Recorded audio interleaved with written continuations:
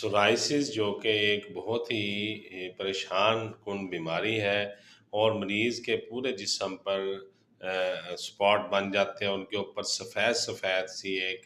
Layer सी बन जाती है, तह जमना शुरू हो जाती है और फिर ये आहिस्ता-आहिस्ता बीमारी पूरे जिस्म पर फैल जाती है, जिल्द के ऊपर हत्ता कि ये सर में भी, बालों में भी और सर की जिल्द के ऊपर भी ये बन जाती है और सर में से हर वक़्त सफ़ेद-सफ़ेद पाउडर सा गिरता रहता है और सर में शदीद ख़ारिश होती है और पूरे जिस्म पे ख़ारिश होती है। सोराइसिस का इलाज जो है वो होम्योपैथिक में बहुत ही ज़बरदस्त है और इससे